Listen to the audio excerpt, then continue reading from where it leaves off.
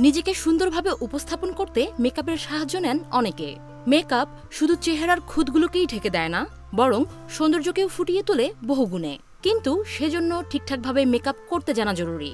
অনেক সময় দেখা যায় অনেক যত্ন করে মেকআপ করার পরেও কোনো না কোনো সমস্যা থেকে যায়।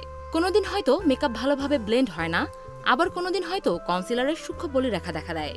আর এরকমটা হলে সেটুকুই আপনার সাজ নষ্ট করার জন্য যথেষ্ট। চলুন জেনে নেই মেকআপের ক্ষেত্রে কিছু পরিচিত সমস্যা ও তার সমাধান।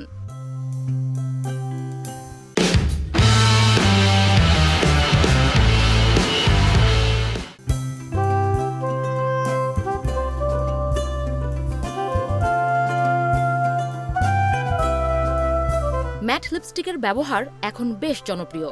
তবে কিছু ম্যাট লিপস্টিক রয়েছে যা ব্যবহারের কয়েক ঘন্টার মধ্যেই ঠোঁটে ফাটা ফাটা দাগ দেখা যায়। এক্ষেত্রে আগে থেকে লিপ বাম লাগিয়ে নিলেও মেলে না রক্ষা। আপনার ঠোঁট ফাটার প্রবণতা থাকলে ম্যাট লিপস্টিক ব্যবহারের ক্ষেত্রে এড়িয়ে চলতে হবে লিকুইড ম্যাট। এর বদলে ব্যবহার করতে হবে ম্যাট পেন্সিল। এর কারণ হলো লিকুইড ম্যাটের চেয়ে পেন্সিল ম্যাটে মোম ও তেল জাতীয় উপাদান বেশি থাকে।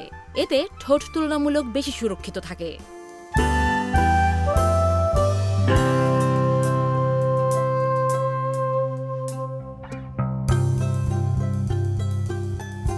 কনসিলারের ব্যবহার করা হয় চোখের চারপাশের দাগ ঢাকতে, কিন্তু মেকআপের কয়েক ঘন্টা না যেতেই সেই কনসিলারের উপরে দেখা দেয় সূক্ষ্ম বলিরেখার মতো। তখন সুন্দর লাগার বদলে দেখতে আরও খারাপ লাগে।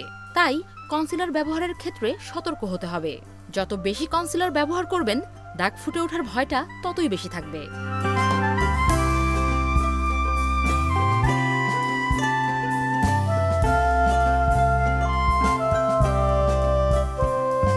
সুন্দর করে সাজগোজ করার পরেও মুখের জায়গায় জায়গায় ফাউন্ডেশন উঠে গেলে দেখতে একদমই ভালো লাগে না।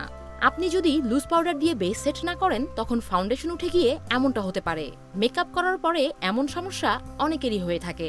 এই সমস্যা থেকে বাঁচতে ফাউন্ডেশন ব্যবহারের আগে প্রাইমার ব্যবহার করতে হবে। এর ফলে মেকআপ সরাসরি ত্বকের সংস্পর্শে আসতে পারবে না, আর ত্বকও মেকআপ শুষে নিতে পারবে না।